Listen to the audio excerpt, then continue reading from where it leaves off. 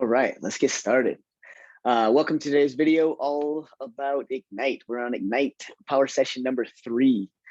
Find your business, right? So session 1, we were talking about kind of wrapping our heads around real estate and being in business and being that business owner who can think between sales as well as a business owner. It's one of the, I think it's one of the top components that I think our minds need to be wrapped around.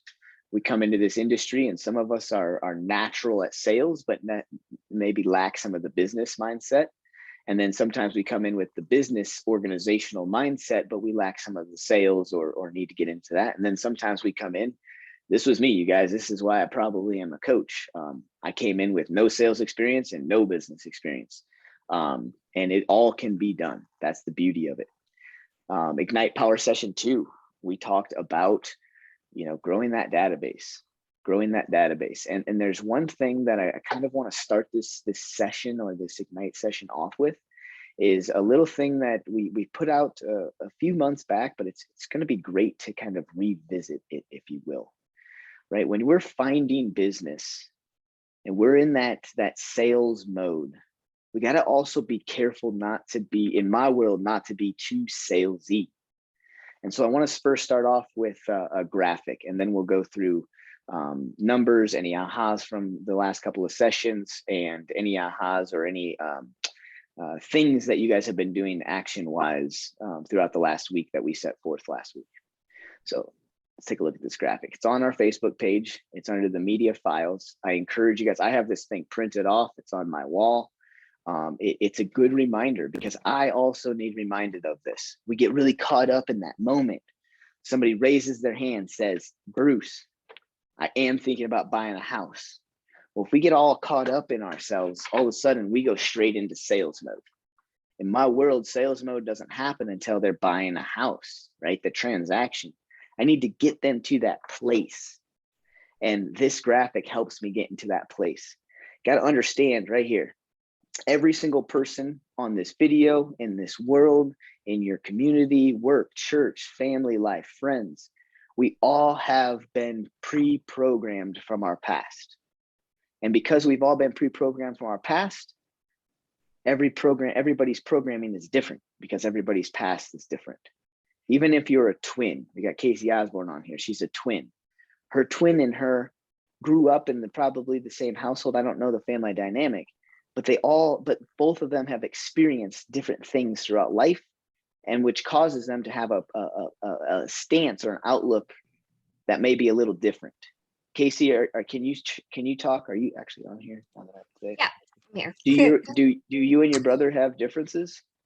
So yeah, we do actually. We have a lot of differences. Once we were best friends growing up, and I hung out with all of him, like his friends. So I was kind of like a tomboy. But once, we got a little bit older and started becoming ourselves, we're actually completely opposite now. He's more type C. I'm just kidding. I would say he's more of a C on the disc, but he's just more introverted, more quiet, more reserved, and more he's an accountant, so it's I don't know, that's his passion. So we are different now.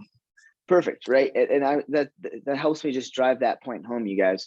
When we got to take our pre-programming out of conversations, you guys. We got to take that out of our conversations because our pre-programming will be projected to the other side. And if you can't pick up on their pre-programming, you're not actually going to start to understand who they are and what they need to think about in order to get them to take action. I just kind of said it, right? If we know who we're talking to, then we can ask questions and we can use words to create thoughts.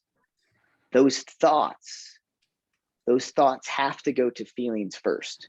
If you're the agent that wants to provide a thought to an individual across the table, a buyer or seller or an investor or potential agent, if you create a thought for them that doesn't rise a feeling or an emotion, and you want to go straight to action, you're kind of cutting your legs off at the knees. Why is that? We got some more veterans in this room. Why is that? Why do we not go from creating thoughts that we want the other side to think to be able to go straight into action? Somebody. I say it all the time. That's why we're starting Ignite with this, because I say it all the time, but we still miss it. It's because emotion makes people act. Yeah. Ah, Michelle, yeah, she was thinking it. Emotion makes people act, right?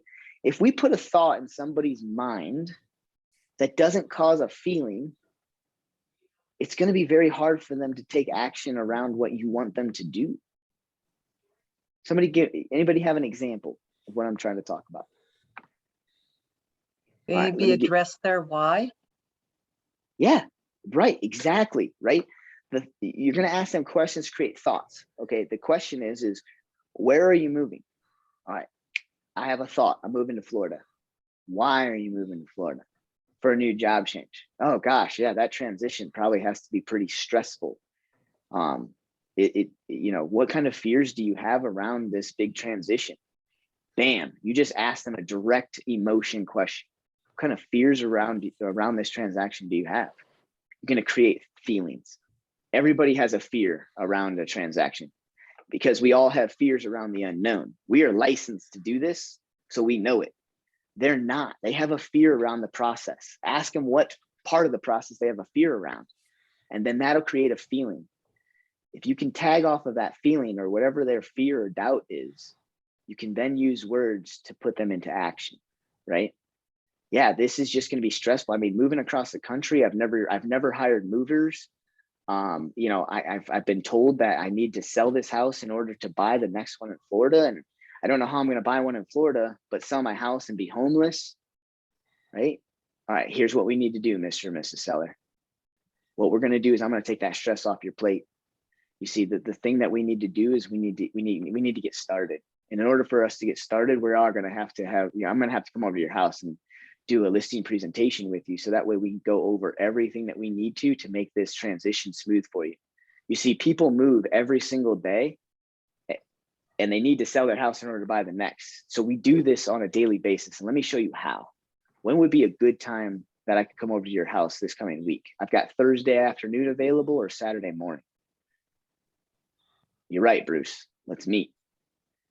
Right? Versus, hey, you're moving to Florida? That's fantastic. Hey, I do this all the time. But in order for me to show you what I do, let me come over on Thursday or Saturday morning and show you. Right? If I didn't stir up those feelings and I just said that, the likelihood of them saying, yeah, Bruce, come on over, the odds are just less. Then you're going to get, well, let me talk to my wife. Let me think on this some more. I'm not ready for somebody to come over just yet. If you create those feelings and emotions and then learn how to use your words to help them with their fears or their feelings, they'll invite you over with open arms because you're the answer. Okay? Always remember that. Motivation makes people act. Emotions make people act. It's not us telling them to go buy a house that makes them act. Cool. We gotta remember that when we're lead generating. Cold calling, door knocking, open houses, cold stuff especially. People may act that you know, love, and trust, but again, there's going to be a point where you're going to have to pull out that feeling in order for them to actually progress forward. Cool? Good. That's my PowerPoint. All right, let's talk about what happened last week. There's a lot of people on here. There's a lot of people that maybe haven't been on the first couple. So what we do every single week, you guys, is we go and we set forth our action items for the week. This is an Ignite class. This is not just educational. This is a do type of situation. You're going to get results out of this class if you actually do the things you set forth to in the week. All right. So in Ignite, we talk about the daily 10-4. Now I kind of deviate from that just slightly because I'm a big believer in we're only going to do what we believe in. We're only going to do what we believe. So the daily 10-4 is 10 new contacts, 10 people in your database, 10 handwritten notes, and then weekly preview 10 homes, right? 10, and there's 4 items. I want you guys to spell out these weeks. As I talk right now, I want you guys to think about what does your daily 10-4 look like? You know, is it 10 contacts a day and 1 person to your database every single day like Derek? So 50 contacts a week and 5 database ads. What is that for you? I'll pick on a few people here. We won't let everybody go, unfortunately. Carson, you've been on a couple times with us. What does your daily 10-4 look like, metaphorically speaking? So I have just a time blocked out that I do it. So at least 2 hours a day. I'm looking at 15 contacts, 15 new contacts, and then at least 2 database ads on there. And then after that, anybody they do talk to that was semi-interested, I have their information. I send them a handwritten note, just thanking them for their time, especially if they're a lead. And then I send, a card, follow-up email, that kind of a thing. Awesome. Where do you get your handwritten notes from? I write them. But you write it on something. Where do you get the card size? I just go to the store and get like one of those dollar cards. Okay, perfect. Yeah, Dollar Tree has a beautiful set of easy, cheap cards. If you're going to do this methodically and you want to start buying in bulk, notecardcafe.com is fantastic. Who else? Michelle Harvey, you have a pretty regimented structure. What does your daily 10-4 look like, quote unquote? Well, I don't have specifically a 10-4, but I'm more into the contacts. I just do the contacts. I'm not the role model for this or the poster child. You are, though. You said it last week. What is Michelle's successful lead generation day look like every single day? Oh, I do my cold calling every single day, and I also do my sync. Awesome. So what is your goal through cold calling every single day? 20. Right. You do have a daily 10-4. That's what I'm trying to say, you guys. When I say daily 10-4, I'm really just replace those words with what is your action items around lead generation for that day. Michelle, you have it. Yeah, 20 contacts a day. You basically are taking bold, right? Because it works. It works. No Card Cafe will pre-print your postage as well. Oh, I did not know that, Brady. That's awesome. Great tip. All right. So as we were going through with Carson and Michelle, I want you guys, what is your daily 10-4? What does your daily lead generation activities look like? When you guys progress, some people will go from, I just want 20 contacts a day to Monday, I work on this. Tuesday, I work on this. Wednesday, I work on this, right? For me, I love doing handwritten notes on Monday because I'd just be a little lethargic. I, have to get back into lead generation mode from the weekend. Maybe it was a long weekend. It just seemed like handwritten notes were great. Tuesday, lead follow-up day, open house leads, any 8, 9s, and 10s that I needed to contact or anything like that. Wednesday, Thursday, depending upon how long it took me to do my quarterly calls through my sphere was Wednesday. The overlap would be Thursday. And then Thursday, Friday, depending upon open houses and what I was doing that week, would be my cold lead generation or finish up my sphere of influence. So door knocking around an open house, cold calling around an open house, you name it. I liked Fridays for those types of things. Anyways, that's just like progression, right? I started off with just, Bruce, you got to talk to like 5 people a day, dude. All right, now, Bruce, you need to talk to 5 people a day about real estate. Okay, now, Bruce, you need to talk to 5 people about real estate and ask for freaking business. Like you guys, my progression was slow, but I was methodical about it, right? I had to get out of my way. And the only way I know to teach you guys how to get out of your way, start small. You don't have to do 10 contacts a day. You don't have to add 10 contacts to your database a day. It wants you to. Why does Ignite push you to do that? Because through push becomes pain. Through pain becomes growth, right? So I encourage you that if you're close to this level, challenge yourself. If you're nowhere near this level, be careful. That's like going out and running 26 miles your first day out training for a marathon. You're going to be sore the next day. And then you're going to be sore the next day even. And then you're not going to lead generate. Cool. Daily 10-4.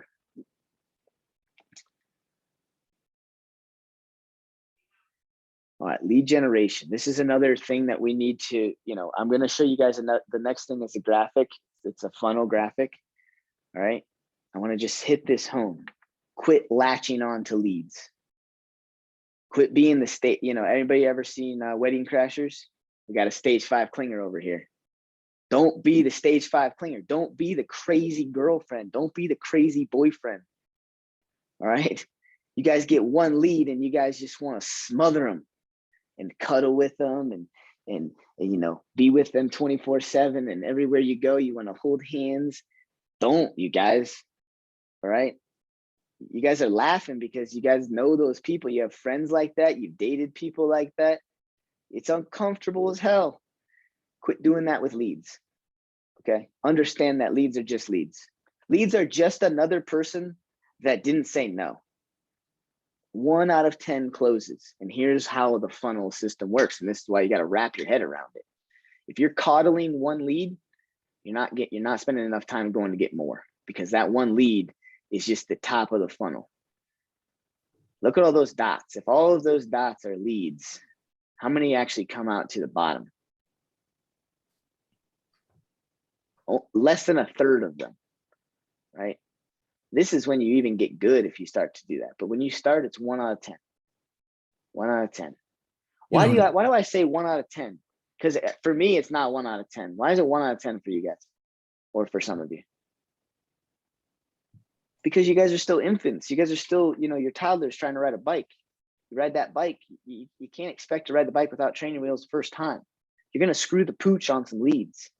Get over it, get through it, go on to the next. Don't dwell on it, right? Don't be the opposite of a stage 5 clinger and break up with somebody and then sit in your bed for 6 months. You're going to lose leads. You're going to screw up. I mean, you were going to screw up royally. I'm not going to mention the name. He's not on this video right now, but I had a coaching call with someone yesterday afternoon. He made a Facebook post or something like that, and somebody inquired on it. He got a lead for a listing in Greeley. Through vetting that lead, he landed the appointment. And through that conversation, that pre-listing conversation, she said, look, if I like you, I have 4 other houses I want you to list too. So I'll meet with you, but just know that I'm meeting with another agent as well. But if you do this right, I'm ready to sign 4 exclusive right to sells with you. Pretty awesome, right? Well, what did that agent do? They got caught up. They spent all of their ever-loving focus on that lead all last week, got everything prepared and ready, that well above what I would have been prepared and ready for with somebody who I'm just starting to talk to and interview with. And why didn't they get the listings? This close. The person that's selling these houses is actually an agent in California, so they know more than the typical bear. They killed it at the appointment, crushed it. The agent was ready to sign with them. Here's what killed the deal. The agent said, hey, I would like you to provide me with a vendor because I've got some carpet and some flooring issues. And the agent said, well, actually, I live in Brighton. And so I'm going to have to reach out to a few agents to find you the right. Carson's eyes just did the same thing mine did. I'm going to have to reach out to a few agents to pull, you know, somebody that might be a little bit more local than the guy that I have. Right. You guys, I truly believe that our agent, like when they hear that what they did now, they recognize right away what they did wrong. But in the heat of the moment, one, they don't practice their listing presentation enough. 2, they weren't ready for that script, right? You want to be that professional, like the connector of dots. You don't want to be the person that has to go find the connection to connect the dots. Our clients don't want to hear that, right? So he should have said, hey, look, you know what? Contractors right now are kind of hit and miss. Before I give you a couple of my reputable people that may or may not be like a couple of months out, I don't want you to think that I'm referring you to people that just can't answer the phone call or are too busy for you. How about this? I'm going to go vet a few carpet people, and then I'm going to get you somebody that maybe can help you in a timely manner. When do you need this done by? Right? Flip it around, right? Control that conversation with a question. All right. So he was that close to 4, but the lead was just the lead. All right. Hitting that point home, you guys. You know, and Bruce, that's the other thing real quick is I try to tell people this every week. You know, they'll say, well, I have a buyer, and that's all they have on their list for the week. And that buyer shouldn't take 40 hours of their week, right? Because they should still have 10 hours or so for lead generation and build into their schedule that day, that buyer at X amount of time. But when you, what you just said is when you take that lead and all your energy and all your time goes to that, then all of a sudden when that's done or that goes away, poof, you're nowhere. You're starting over again. Mm-hmm. If I told you guys to go, let's make up something. I told you guys to go run out your front door as fast as you can yesterday, and you have a 90% chance of falling and a 10% chance of not. How fast would you run out that door? But we're sitting there coddling these leads, and there's a 90% chance they don't work out. Now, I'm not saying don't do your due diligence. I'm not saying don't be prepared, but I am saying that you cannot deviate from your lead generation.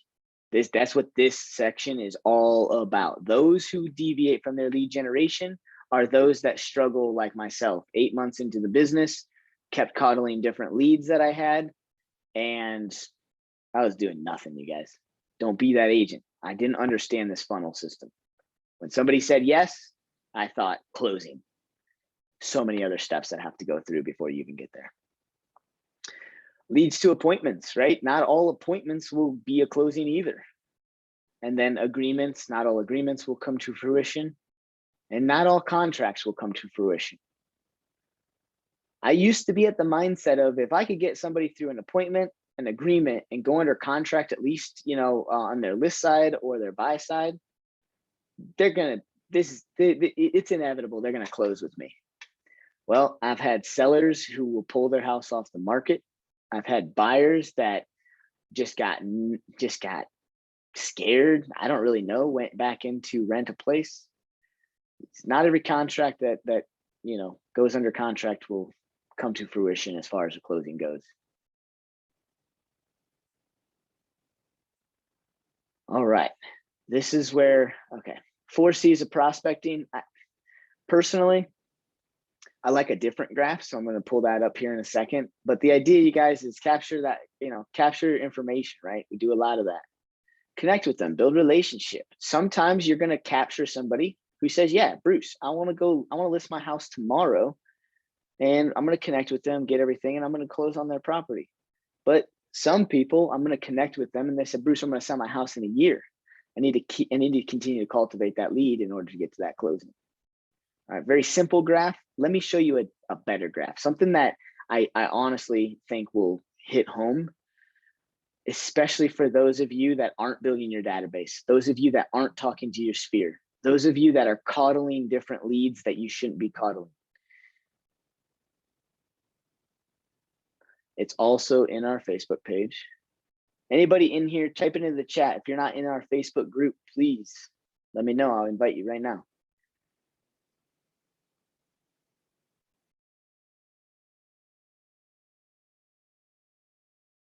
This guy here.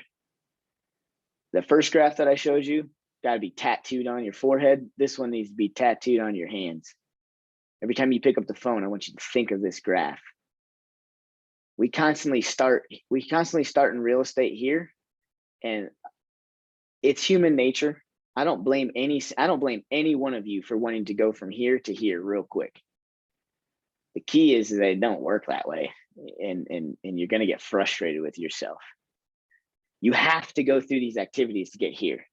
If you're not willing to do this, give up. But the key is, I know all of you guys are willing to. I've had a conversation with all of you guys. You guys didn't get into this business to just give up. Not one of you have said, I got into this business because I knew it was going to be easy. I think we think it's going to be easier than it is, but I don't think we're willing to go through all of this. Bruce, I get asked all the time, Bruce, when are you going to start a team? When are you going to be a rainmaker? When are you going to run that thing? I'm going to run that thing when I get people that start here.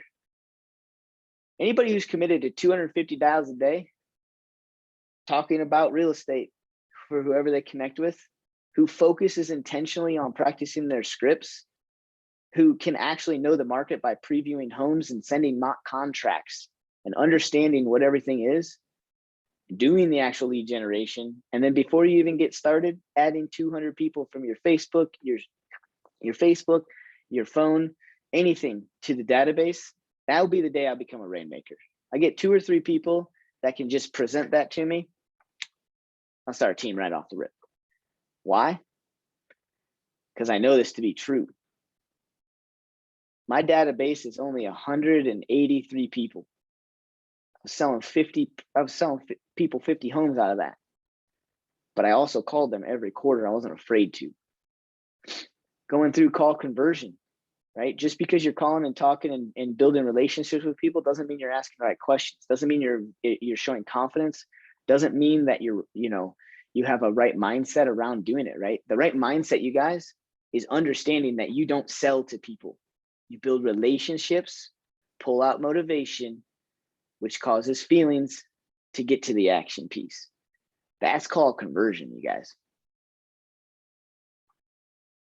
The appointment, getting to that appointment, right? You got to get that conversion. You got to get them to that appointment. There's a big difference, you guys, in strongholding in somebody into an appointment and showing them that appointment is the right next step and that they're the ones who commit to the appointment. Big difference. Big difference. A lot of people that have any sort, is Ricky still on here? Dang, Ricky, this is for you, brother. This is what we were just talking about. Ricky called me the other day and said, hey, Bruce, I'm really looking at my numbers. So Ricky's been tracking for a year now for me. He's been looking at his numbers and the amount of appointments that he's setting from his calls to the amount of appointments that are actually being held is slipping very quickly. And I think some of it could be scripts and role play. Some of it could be that he is in sales mindset and is basically, instead of creating emotion or feeling around why they should meet for an appointment, he's going straight to the appointment from a thought versus an emotion. I don't know yet. I gotta go into it with him. But by tracking his numbers, he now realizes where his gap is. If Ricky can hold an appointment, he gains agreements and he goes into contract mode. But understanding that takes time. Ricky's been tracking for a year. I told him that I can't help him until he starts tracking. I can't help anybody until they start tracking because I just don't know where to begin.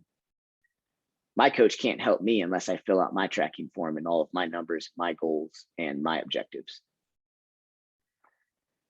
Getting into the consultation or the appointment, right? Got to know how to talk. That's why our agent kind of lost those 4 deals.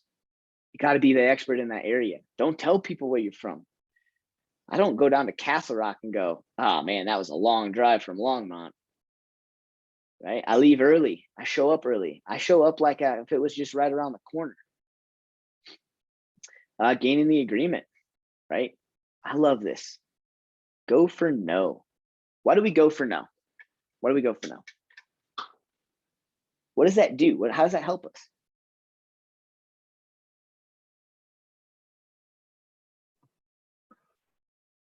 For every 99 no's, you get 1 yes. Well, okay, you're very right over here. Activities and call conversion. I'm talking about at the consultation to gain the agreement. See if they're serious or not. See if they're serious or ready. not. See if they're ready. It's better to have a solid answer than an ambiguous maybe. Yes, that is part of it for sure. Yeah, you're definitely close on that, Eric. The big reason why we go for no is because, you guys, we are the professional. The general population doesn't necessarily know how we do our job. And so it scares me when I have a buyer say, yeah, I'm good. Yeah, let's meet. Yeah, I'll sign that. Yeah, let's go sell property. Yeah, I'm ready to make an offer. Those buyers scare me more than the buyers that show a little bit of hesitancy. Those buyers scare me a little bit more than the people that question some of the things that we do and how we do it. Because if somebody is just saying yes, yes, yes to a situation or a topic that they don't know, They're not sharing with you everything. You go for no in an appointment. You don't go for no like I don't want to work with you. You go for no, I'm not ready to progress forward yet because of X. What is a no? What's synonymous? It's a word we use all the time. We practice them in scripts. A no equals An objection. yeah, buddy. Yeah, buddy. We need that objection, you guys. We need to know what's important to them. Go for that no. No, I really don't agree with that. All right. Is there anything else besides what you don't agree with that we need to tackle before we move forward? Nope, I think I'm good with everything else, but I just don't understand this. I don't want to pay 6%. I still want to interview that other agent. I think I should list it higher than what you're suggesting, Bruce. Then I can help and tackle that. Then I can go through that. Okay. After you gain the agreement, you got to get through that transaction. Buyer side, seller side, we're not going to dive into that too much. You guys understand where I'm getting at, right? You might get a buyer that signs an agreement, but wants to go out and lowball every single freaking offer, right? You might get a buyer that wants to go out and sell a bunch of houses after you sign an agreement that is lying to you the whole time and causing you to be in all sorts of compliance issues with your contracts, what's being said and what's being done. Then you can get to closing, but your job isn't done, right? The relationship still has to be built. The relationship still has to be there. You guys have all heard my car script, right? Cool. Right. I go through and that's how I lead generate. As I'm going through this transaction, I lead generate because I know that real estate is so top of mind for that individual going through a transaction. They're the most primed people in my database who are ready to give me a lead. They're the ones out there thinking about leads because they're finding them, they're seeing them, they're having their database understand that, right? Eric has his first couple of clients right now. I don't know if Eric's heard this script. Eric, congratulations going under contract, my friend. See, this is where I get down and dirty. This is where I get busy. You're going to hear from me periodically and very frequently throughout this transaction. But what that also means, Eric, is that real estate's going to be on your mind. Eric, I saw you driving that SUV out in the parking lot. What is that, a Dodge, whatever. How long have you been driving that? Oh man, you've been driving that for 2 years. Do you see more of that vehicle on the road today than you did before you bought it? And Eric's going to say, yeah, because everybody says, yeah. I'm going to say, well, hey, that's called being top of mind, right? Real estate now is top of mind. Just like your vehicle, you're going to actually hear about other people in your world, your circle of friends that start mentioning real estate or lifestyle changes that could cause real estate needs. Will you do me a favor? And as we go throughout this transaction, we kind of perk your ears up to your friends and family to see if any of them need some help, just like you notice your SUV more often than you do than before you bought it. I'm telling you, you guys start using that plants a seed in their head, and they are so much more likely to refer you business. That's my goal with every buyer, every seller. Just real estate top of mind. I want to get a lead from you. I want to get 2 leads from you. If you're a buyer, I'm probably going to pull in more leads than a seller. Let's face it, a seller selling a house isn't that fun for some people, as well as usually they're moving out of town. They're saying goodbyes to their friends and family. They're stressed. They can hear and they can see and find different leads for you, but I have better success with buyers for sure. After closing, we're talking about building that relationship. Just because they just closed doesn't mean real estate fell off the face of the earth in their mind, but it is starting to go downhill at that point. As soon as they close, they start moving in, they're getting settled, they're watching TV, their life kind of shakes back to normal. Real estate being top of mind starts to slip. And so you need to keep that top of mind piece going with them. And that's through keeping those relationships, setting them up on your touch programs, 33 touches or more, you guys. I use 42. I know there's a lot of people out there starting to use a 56 touch program. Ask for referrals. Simply, you're missing the boat if you don't ask past clients for referrals, especially right after they transacted with you. Any of you guys heard of the promise script? All right. So this is a semi-newer, it's been around for a few years. At the gain agreement stage, or maybe the consultation stage, you say, hey, look, I want to make a promise to you, and I want this to be a double-sided promise. My promise to you is to exceed your expectations throughout this entire transaction. You see, I pride myself on communication, and I pride myself on accomplishing your goals. Now, I think based upon our conversation today, our goals align. And if at any point in time you think I'm going out of the bounds of your goals, I want you to call me out, because I'm promising you today that I'm going to be doing that. I'm going to be communicating with you, and I'm going to be going through this transaction with you. Now, like I said, this is a double-sided promise. I want you to promise me that as you go throughout this contract, that you promise if anybody else comes into your life that wants some real estate needs or help, and I'm fulfilling my promise to you, you promise to send those people over to me. At the end of this transaction, I also want you to promise a great review, right? I don't need a review if I didn't do great, but I'm going to need a review if I keep my promise, will you keep yours? Just those simple things, guys. Adding those words in is asking for business. You got to do that. You got to do that. How do you add value after closing? What are some ideas?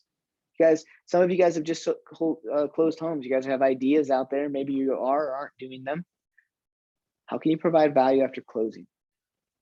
You're not the expert anymore. They got their house. They sold it.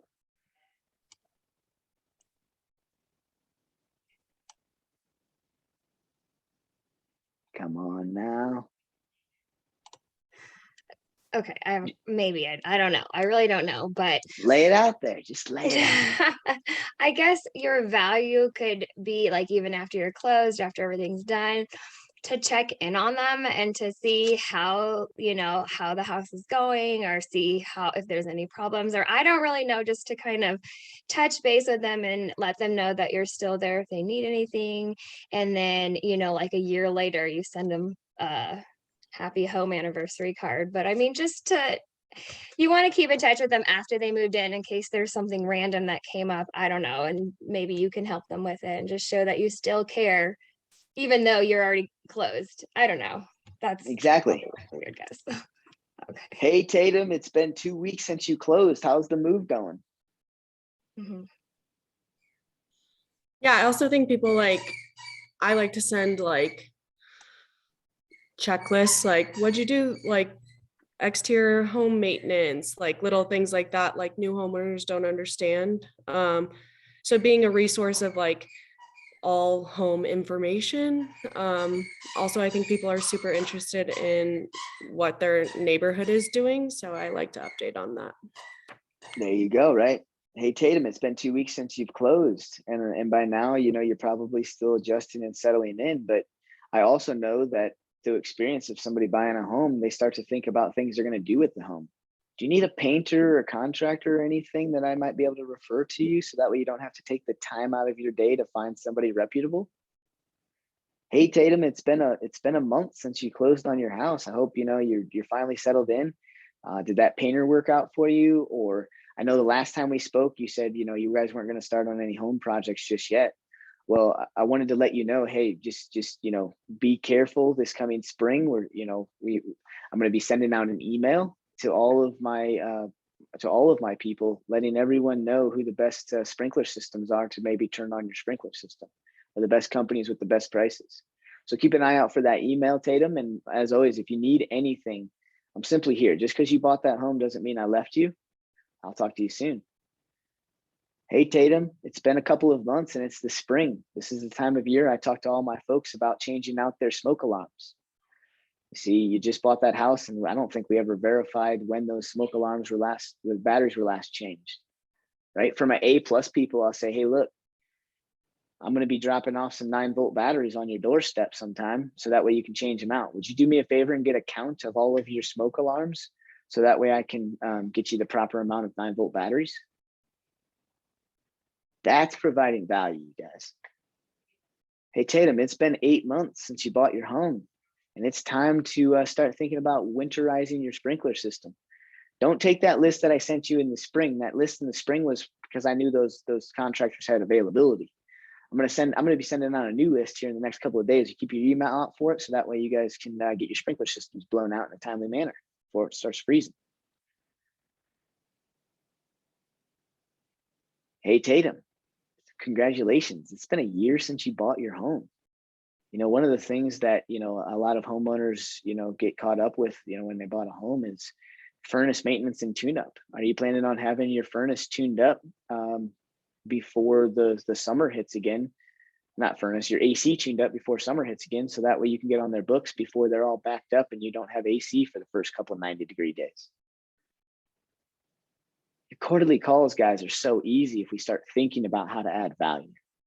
If you think about your quarterly calls and you think about them being in a place in which I want business, I'm going to ask for business, you're going to get scared to make the phone call. You're going to tremble when you actually ask the question, and you're going to realize that you're tainting your relationship. All right. The ask for business is after the value. Hey, Tatum, I can't believe it. It's been a year since you bought your house. That's fantastic. Some of the things that I know about, you know, settling into homes and stuff like that is, you know, sometimes, you know, you haven't thought about getting your AC tuned up for the summer.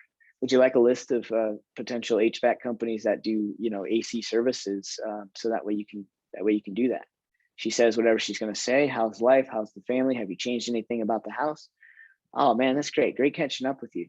Well, hey, as always, you know, I'm out here hustling and grinding and looking for the next people I can work with, just like yourself. So, you know, I'm always going to touch base, keep myself top of mind. And would you do me the favor and always keep your eyes open and ears open for anybody that I might be able to connect with to help them too. Awesome. Thanks, Tatum. Well, have a great day. And, you know, I'll talk to you in a few months. Anybody see how easy that is? All right, let's lead generate through our database. Let's understand how to interact with them and provide value, and go do it.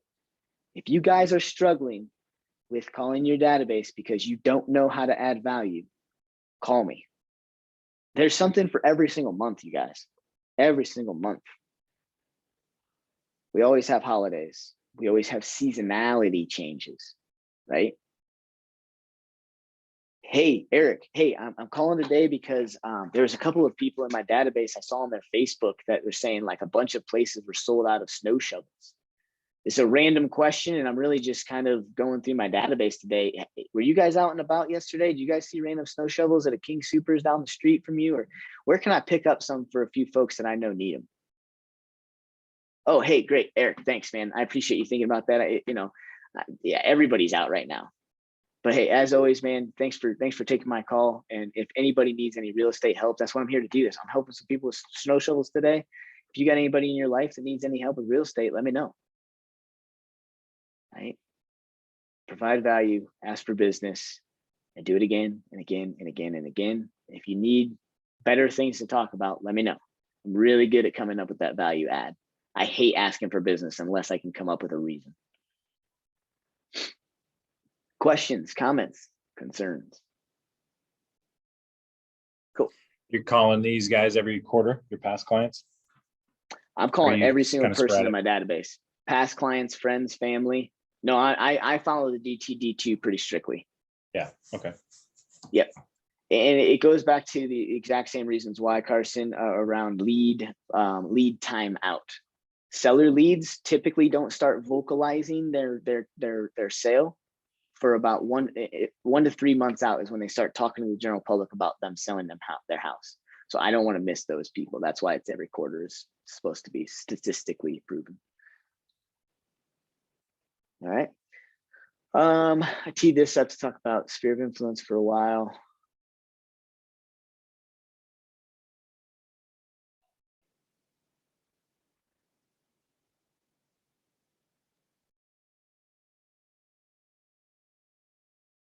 All right, prospecting sources. All right.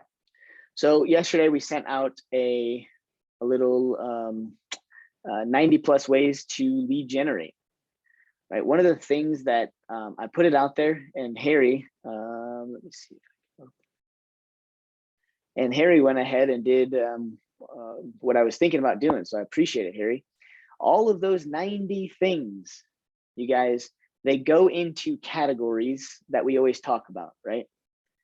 We talk about cold calling, door knocking, open houses, networking events, sphere of influence, paid for marketing, social media. You can kind of, I'm indifferent about social media. I don't know. I think it's becoming big enough to maybe categorize in a separate category. For me, it's my sphere. It's my database, my sphere of influence. I literally have Facebook touches in my 42 touch program for people. But anyways, let me zoom in a little bit.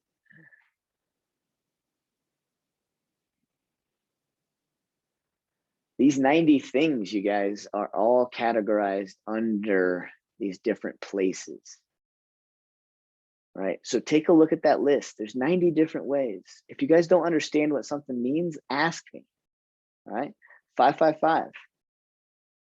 555 is for the database, but you could also put it under social media.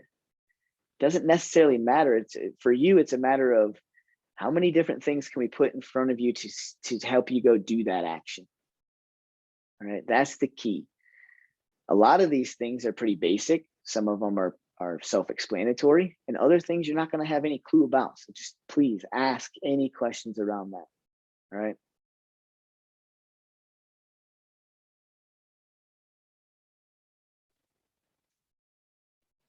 Read that for a second. Just let that sit in.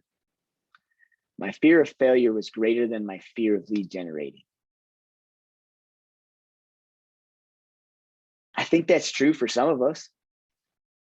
I think for others, I don't think there's a fear of falling on our face. I think sometimes it's literally a fear of the unknown. What if they say this? What if they say that? Not necessarily afraid of failing, you're afraid of not being able to be ready, which I guess is failure too, however you want to look at it. You can't be, you guys.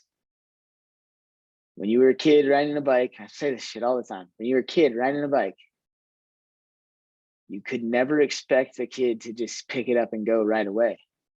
A kid was fearless around skinning their knees because their belief and their why and their vision around riding their bikes alone with their friends was so great, they could push away their fear. I want to stop this for a sec. What are some ways that you guys get over fear around yourself? We all have had to do it. So think back to when you had to conquer a fear of yours or conquer something that you didn't want to do. What did you do? What are some things that you guys do? See, we're all different individuals, so everybody's going to have different things that resonate with them. Brady, talk to us more about pain versus pleasure. What do you mean? For me, it's like sitting in thought sometimes, like whether that's meditation or just like taking a moment to maybe jot down ideas of like, if I don't do this, this is what happens to my career, my life, and everything else. So it kind of creates that pain versus pleasure. Like if I lead generate and I call and I do these things and I set up my newsletter, I do all this other stuff, then my business will take off and I'll start to get more leads and I'll start to get more closings and I'll make more money because of that. So yeah, it's kind of how I look at it. Me too.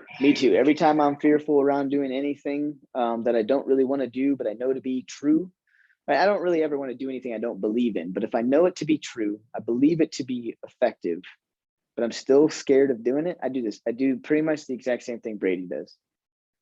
I look at, my mantra is, I want such a boring life today that I can have an extraordinary life tomorrow. I watch a lot of my friends that constantly seek pleasure today. A lot of my friends have jobs they hate, but won't take 20 minutes after they get home from the miserable job that they hate. They won't take 20 minutes just to apply to one job a week, let alone, right? I think it's because they don't shake themselves sometimes and look up and go, I'm miserable today. I have no plan around where I'm going. And so how can I ever expect myself to not be miserable 10 years from now doing the same crap? You got to look towards that future, right? Does that future look bleak for you? Because if it does, You find something that looks pleasurable for you. For me, I'm gonna be going to the Greek Isles, spending 20 grand a day somewhere, somehow, shape, or form. In my life, it's going to happen. I want that so bad. Pain of picking up a phone call and having somebody tell me to piss off is next to nothing for the want and draw I have to be able to go to the Greek Isles, rent a private yacht with a private captain, and have a day out there. I want nothing more than stuff like that. So every time I get fearful, or every time I can't do something or push through my own mind, I ask myself, how bad do I actually want my dreams? Because I want them bad. They're detailed out. I know exactly where I'm traveling. I don't know exactly where I'm staying, but I know where I'm visiting. I know what I'm going to do where I visit. And it's going to be an incredible life. As long as I can get past those fears, as long as I can pick up that phone, as long as, I mean, you guys, one of my biggest fears is public speaking. Everybody says I'm a natural at it. I am not a natural. I can't stand this crap. I can, because it does give me some sort of joy once I'm done. But in college, when I was taking a public speaking class, there was like 6 of us in there. Very similar to Mitch's story, to be honest with you. There's like 5 or 6 people in there. And I did everything known to man to get out of those speeches, that class. But there was one time that we had to get up and we had to talk, and it was I forget what it was called, something rapid fire. And we had 3 to 5 minutes to talk about our favorite X. And so a dice was rolled, and the correlation to that dice was a topic. And I got my favorite dessert. You guys, I went off for 5 minutes fluidly about why angel food cake is a staple in my life. Angel food cake is one of my favorite desserts known to man. I love it. It's light, it's airy, it's fluffy. You can put whipped cream on it. You can put strawberries on it. My mom makes it for me every single birthday. I went off, and I realized it wasn't public speaking that I was afraid of. I was afraid of public speaking because every time I went to go public speak, I wasn't prepared. But see, through doing it and going through that class and pushing myself through those limits, I realized the fear wasn't around the people I was in front of. The fear was around me failing in front of those people because of a lack of preparation that I had on myself. Now that I kind of know that about public speaking, I look at it the same way with everything else. Why am I afraid of this? Is it rejection? Is it the unknown? Why? Once I figure out that why, I can tackle it. Some of you others. Some of you guys don't even show fear, so I can't really call on people, but everybody's been fearful. How do you get around that? Name some things. I think for me, I tend to be like my own worst enemy, and I get intimidated by sometimes the caliber of person I'm speaking to. And so I just like fake it till I make it kind of thing. Mhm. And I think about the person that I want to be and just like live in that space a little bit. And then it becomes a lot more natural, I think. And you realize that you kind of you are that person more than you think you are. Exactly, Tatum. I love that. I have a fear. I have a fear around that too. I talk to somebody that I know knows more than me. I talk to somebody that I know has way more money than me, more leverage, power, a better life, whatever that is, right? The thing that I think it was Jim Carrey. I can't remember, but I just remember the words. One of the famous actors out there, I'm pretty sure it was Jim Carrey, said, "Look, we all wipe our butts the same way everybody else does, right? They're just people. They just so happened to fall into a niche that created that success or that professionalism for you. Most people that we're afraid, why are we afraid of that upper echelon, Tatum? Because we're afraid they're going to belittle us. Or that, yeah, or for me, it's like that something I say is like not right, or that there's intelligence is like, no, that's not the way we do it. Yeah, exactly. Why does that cause us to not want to do it? I don't know. Wouldn't we learn something even if they did correct us or belittle us or prove to us that we're wrong. Yeah, and I think that's like I've done it enough to learn that like what you just said, like they're just people, and it comes down to character a lot more than it does, and like what you're willing to do for them than sometimes like a lot of the other things you might think it might be. Awesome. Yep, great. All right, quiz question for you. What is my number one way of getting around my fears? Go ahead, Casey. All of you guys know it. Well, I don't know. I could be wrong, but get comfortable with being uncomfortable in whatever situation you are, I guess. Bingo. Favorite mantra. Get comfortable with feeling uncomfortable. Every time I feel uncomfortable, I know I'm growing. Mhm. More than anything, why do I like to be uncomfortable? What do I do when I'm being uncomfortable to get through a fear? I always tell you guys, do this. If you're afraid because of this, then start the conversation off with this. What do we call that? Scripts? Attack that elephant in the room, Oh. right? Attack that elephant in the room. For girls and guys, I'm going to go a little sexist for a second. You guys ever have your friends, girls, who can just go up to a cute guy, no problem, no questions asked, and just go knock it out of the park? Guys, same thing. I'm gonna get that number. I'm gonna get that girl's number. We also all have those friends that would never do that. Would never do that. Would rather leave the bar and go home and go to bed before they have the courage to go ask a girl for their number. Why are some people able to do that and others aren't? Someone's Because not mark my afraid of words, failure. what's that? Someone's not afraid of failure. They're not afraid of failure, and more than anything, they exert confidence. I bet you anything, those same people that you're thinking about in your circle of friends that can do that, can't do that every single time out. They have to do that when they're most confident, when they're feeling the best.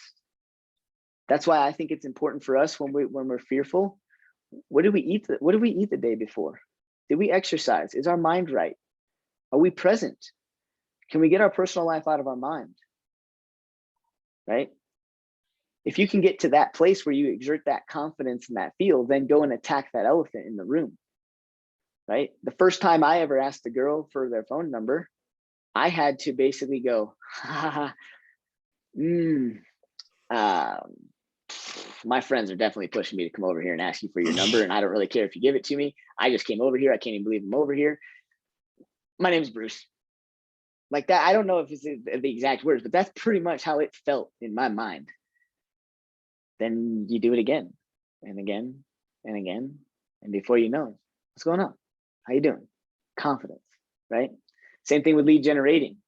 Tatum, you said it. You hit the nail on the head when you were talking about kind of getting over your fears. You said, and the more you do it, right? The more you do this stuff, the better it becomes. I'm right now. I'm right hand dominant, but I'm realizing how many times I use my left hand in the day. It's awkward for me right now, but through repetition, I'm going to get better at it. And by the time I get this cast off, I won't have any problem doing all the stuff I used to do with my left hand, my right hand. Repetition also will take out fear. Attacking the elephant in the room will take out fear. Just having your mind be healthy and right will take out fear. Anything else around fear? Because this topic, you guys, isn't long. Our Ignite session today is not going to, we're done. I don't think there's anything else left. The reason why some of this stuff is short, you guys, is because I think you know it. We just need to talk about how to get over it. Yeah, cool.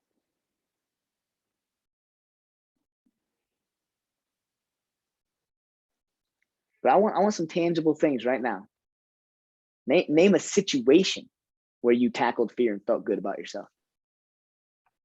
Cold calling. Cold calling. Talk to us more about that. Well, so that was something that I just truly was, I guess, afraid of, and I did not have confidence. And when I saw your cold calling class, I was like, here's an opportunity for me to make this step and go and get myself out of my little comfort zone, I guess, and figure out how to make these cold calls, figure out what to say, because even though I am not a fan of it because I didn't know a lot about it, I still wanted to make that effort to change and to better myself in that situation. So now I'm comfortable. Now I do expireds now and I feel confident. So That's I so don't know. awesome. Heck yeah, Thank Casey. you. Yeah. Thanks. Thanks for sharing. And again, you guys see some of those common things. She had to swallow being uncomfortable when she first started, right? Get comfortable with being uncomfortable. What else? She went through repetitions, reps, constant reps. I think we say this a lot when we talk about relationships. We got some new folks in here. I'm going to keep going over this. What is a more solid relationship? Hanging out with an individual one day for 10 hours, or hanging out with that same individual 10 different days, 1 hour at a time? Tatum? The second, right? Second one. Right. We know that, but we don't do that. We know that, but we don't do that. Your people have to be talked to every freaking quarter. Quit copping out on that stuff. Quit being fearful. We just said it. Everybody shook their head and said, yes, that's how you build relationships. So why do then we have a 30-minute conversation with somebody, and the next time they come up on our call list, we think, we had a nice long-winded conversation. They're good to go. They'll refer me business. I'll give them a call the next time they come up. Quit freaking doing that, you guys. It's not how our brains work. It's not how relationships work. Same thing with lead generation. You're going to learn more and be more effective and be a stronger agent if you do 1 hour of lead generation 10 days in a row than one day, 10 hours at a time. It's the same thing. Quit being fearful. If you're fearful of it, start with the basics, guys. Start with 2 people a day. Start with 5 minutes. Start with 10 minutes. But add on. All right. As soon as you start to feel comfortable, you're wrong. Get more uncomfortable. If you can constantly hit 5 people a day for 2 weeks in a row, you're doing yourself a disservice by not increasing that to 7 people a day the next couple of weeks until you can get that down pat. Brady, we talked about this. Sorry, if you're texting something, somebody go for it. I just wanted to use you as an example. Brady and I were on the phone the other day, and we were talking, and I lost my thought.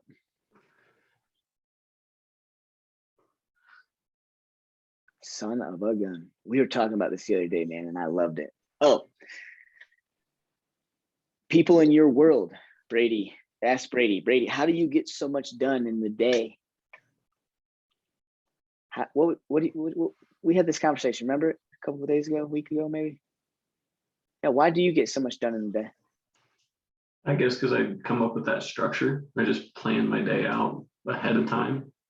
Like I just have it regimented, and I have a routine now that I'm in. I wake up at a specific time, and then I get what I need to done, and I have all my time blocks set up for every part of the day. So like if I need a refresher on like what I'm supposed to do during my day, I look at my calendar and it tells me this is your lead generation block. Perfect. Follows the system, follows the model, and sticks to it. If I want to go get coffee, then I'm going to go get coffee.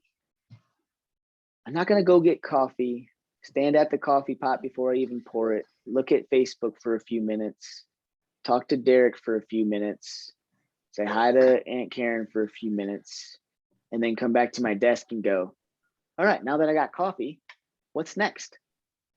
No, now that I had 3 conversations, plus a cup of coffee, plus a couple Facebook scrolls, now what's next? I think we really convince ourselves we're doing stuff.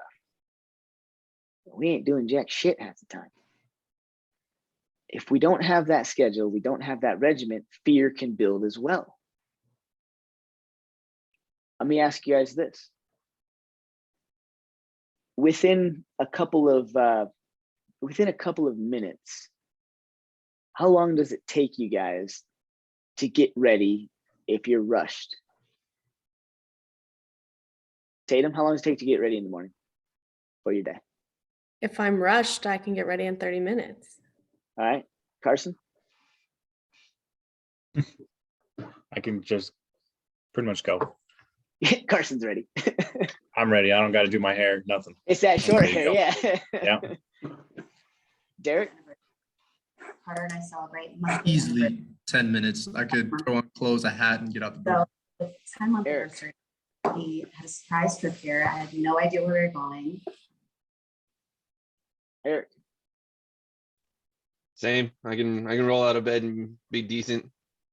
Michelle? 2 minutes, How many? 2. Casey Osborne? Well, it depends on where I'm going. It would probably take, I can get ready in like 15 minutes, but I'm not comfortable with me at that point. So I would say like 45, 30 to Perfect. 45 fully. Awesome. Brady? I'm in a rush, 5 to 10. Ed? 15, that includes making a cup of coffee. Right on. I do that and I play and I poke fun at it. But the reason why people are able to accomplish more in their day is because they know what the day looks like. It's just like getting ready. If I told all of you guys that you guys had $1 million listing appointment in the next hour and it took you a half an hour to get there, you go right to action. Now, what if I told you that $1 million listing is just waiting for your phone call, but you got to bang through to find it? I'm not going to tell you what contact it's going to be. You just got to go find it. Those of you that have the time block out for it are going to say, yeah, let's find it, right? People that get more done in the day than others, it's because they're regimented with their time. We're all regimented with our time of getting ready. We all, some of us added different caveats. If I'm rushed 10 minutes, well, that means if I'm rushed 10 minutes, but if I'm not rushed, I got another time. That's a plan. That's a regiment, you guys. So we've done that year over year, day over day, month over month in our personal life. We need to do the same thing with our schedule. If any one of you on here going through Ignite with us can't develop that schedule of events Monday through Friday by the end of Ignite, we need to sit down. One, that might mean you're just not actually trying to focus on creating your schedule through Ignite. But two, you're probably the person that goes to the coffee pot that says, I'm going to go grab coffee. 15 minutes later, sits down and says, I got coffee. But in reality, I can show you that you had 3 conversations, scrolled on Facebook, and tied your shoes, looked at your lunch in the fridge, which you already know was in the fridge, which you already know what you packed. Like I watch this stuff all the time in the offices. That's why Brady gets more done than most. It's all methodical. It's time block. What are you doing after this, Brady?